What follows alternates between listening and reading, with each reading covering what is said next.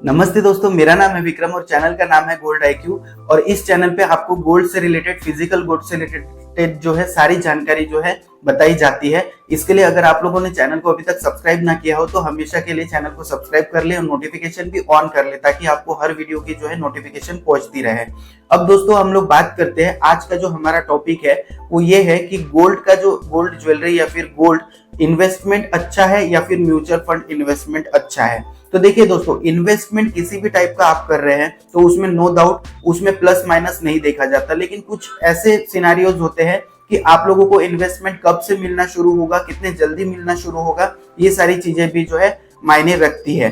तो हम लोग सबसे पहले अभी यहाँ पे जो है गोल्ड के बारे में जो है डिस्कस करते हैं। तो देखिए, गोल्ड की ज्वेलरी या फिर गोल्ड का कॉइन या फिर जो भी आप गोल्ड से रिलेटेड प्रोडक्ट बाई करो तो उसमें अगर हम लोग बात करें कि कितना जो है हम लोगों का एक्सपेंस जाता है, तो सबसे पहली बात जो है, हम लोग जब भी गोल्ड की ज्वेलरी अगर मान के चलिए बाई करते हैं इन्वेस्टमेंट पर्पस के लिए, तो हम लोगों का जो है 10% से लेके जो है 25% तक मेकिंग चार्जेस लग सकते हैं, लेकिन हम लोग एवरेज में यहाँ पे 15% मेकिंग चार्जेस मान के चलते हैं।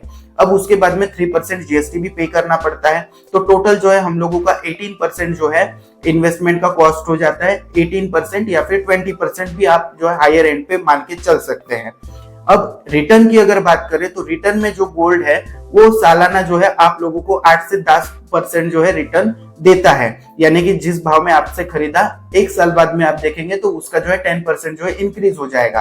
अब बात आती है म्यूचुअल फंड्स की। तो म्यूचुअल फंड्स में दोस्तों ऐसा है कि बहुत सारे जो अलग अलग जो एजेंसीज है उनका अलग अलग दावा है म्यूचुअल फंड्स को लेकर। तो अगर हम लोग निप्पॉन इंडिया लिमिटेड की बात करें, जो एक मतलब उसका एक म्यूचुअल फंड है निप्पॉन इंडिया का, तो उसने जो है ईयरली अगर एवरेज में बात करें तो मिंट के हिसाब से, जो एक एजेंसी है, न्यूज एजेंसी है मिंट, उनके हिसाब से 17% से ज्यादा जो है ईयरली रिटर्न दिए हैं। अब ये जो है इन्होंने एकदम हायर एंड का जो है म्यूचुअल फंड मान के चला है। अब जरूरी नहीं आप जिस म्यूचुअल फंड में जो है इन्वेस्ट करेंगे वो मतलब पर्टिकुलर यही होगा, क्योंकि म्यूचुअल फंड आप आज से शुरू करेंगे तो आज से क्या वो आगे 10 सालों तक क्या ग्रोथ देगा इसके बारे में हम लोगों को नहीं पता होता है।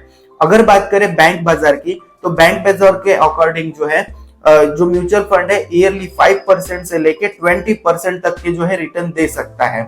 लेकिन दोस्तों एक चीज आप लोग ध्यान रखिएगा कि जब भी हम लोग SIPs वगैरह करवाते हैं तो आने वाले 5 साल तक जो है आपका पैसा उतना का उतना ही रहता है, ये आप मान के चलिए। ये मैं नहीं कह रहा हूँ, जो मार्केट में जो इन्वेस्टर को गाइड करते हैं लोग वो ये कहते हैं। क्यों? क्योंकि 5 साल में जो है बहुत ज्यादा फ्लक्चुएशंस या फिर बहुत ज्यादा ग्रोथ हम लोगों को म्यूचुअल फंड्स या SIPs में जो है देखने के लिए नहीं मिलती। लेकिन अगर हम लोग वही बात करें गोल्ड की, तो गोल्ड में हमेशा हम लोगों को फ्लक्चुएशंस देखने के लिए मिलते हैं, और जब भी मार्केट की स्थिति डाउन होती है तब जो है गोल्ड बहुत अच्छी तरीके से जो है परफॉर्म करता हुआ हम लोगों को दिखता है। इसके लिए अगर मेरी राय में आप लोग जानने की कोशिश करें तो मेरे हिसाब से गोल्ड जो है एक बेटर इन्वेस्टमेंट है। अब ये मैं क्यों कह रहा हूँ इस चीज को आप समझिए।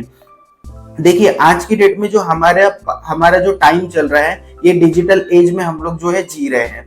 अभी जो है हम लोग अगर अपने अपने वॉलेट्स को ओपन करके देखेंगे तो हार्डली उसमें जो है 1000-2000 जो लोअर मिडिल क्लास फैमिली है उनके वॉलेट में जो है पैसे होंगे, उतने भी होंगे कि नहीं इसकी कोई गारंटी नहीं है। लेकिन अगर मान के चलिए, अगर आपके पास में कोई भी अगर ऐसा कोई सोर्स हो, जैसे मान के चलिए आपके पास में म्यूचुअल फंड हो या फिर गोल्ड हो, ये दो सिनारियो हम लोग जो है लेकर चलते हैं, और कल की डेट में ऐसा ना हो कि ऐसा हो कि कल की डेट में मान के चलिए कोविड जैसी कोई स्थिति अगर जो है हम लोगों को दिखाई देती है, तो आजकल के जितने भी ट्रांजैक्शन है ना दोस्तों वो सारे डिजिटल है।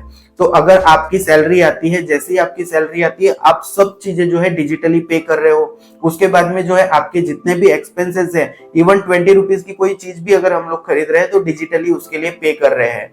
और कभी ना कभी जो है ये सारी चीजें हम लोगों को जो है आने वाले टाइम में इफेक्ट करेंगी। क्यों? क्योंकि कभी ना कभी डिजिटलाइजेशन जो है 100% फुल प्रूफ होगा, इसकी कोई गारंटी नहीं है।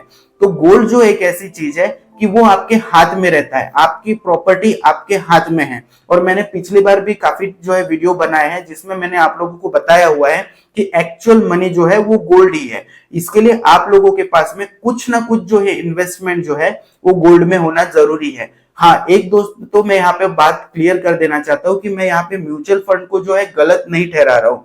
या फिर मैं जो डिजिटलाइजेशन है उसको गलत नहीं ठहरा रहा हूं, लेकिन जो एक्चुअल मनी है, जो रियल मनी है, यानी कि गोल्ड हो गया, सिल्वर हो गया, ये आपके पास होना बहुत जरूरी है हार्ड में, क्योंकि इसका जो है मूवमेंट भी बहुत फास्ट है, लिक्विडेशन भी फास्ट है। आज की डेट में अगर मान के चलिए आपकी बैंक में जो है 50,000 रुपीज जो है डिपॉजिटेड है सेविंग अकाउंट में, कल की डेट में आप लोगों को पता चलता है कि ये जो बैंक है इसने जो है एक लिमिट जो है लगा दी है कि आप जो है सिर्फ 10,000 रुपए ही एक दिन में या फिर 24 घंटे में या फिर एक महीने में निकाल सकते हो। तो उस कंडीशन में आप समझ सकते हैं कि आपके पास में हार्ड मनी होना कितना जरूरी है, और ऐसा हो रहा है। ऐसा मैं ये नहीं कह रहा हूं कि ऐसा नहीं हो रहा है, तो ऐसा हो रहा है। तो इसके लिए दोस्तों गोल्ड जो है मेरे हिसाब से म्यूचुअल फंड से जो है बेटर इन्वेस्टमेंट है, लेकिन इसका मतलब ये नहीं है कि आप सारा का सारा पैसा जो है गोल्ड में ही लगा दे। हाँ, महीने में कुछ ना कुछ छोटे छोटे अमाउंट्स में जो है आप लोगों को गोल्ड बाई करना चाहिए, और छोटे से छोटे अमाउंट में भी आप कैसे गोल्ड बाई कर सकते हो ये मैं आप लोगों को आने वाली वीडियोस में विद प्रूफ जो है आप लोगों के सामने अनबॉक्सिंग करके दिखाने वाला हूं। तो इसके लिए जो है चैनल पर बने रहे, और चैनल को अभी तक सब्सक्राइब ना किया हो तो चैनल को सब्सक्राइब कर दे। वीडियो अगर पसंद आया हो तो दोस्तों के साथ जरूर शेयर करें। आज के लिए बस इतना ही, थैंक यू।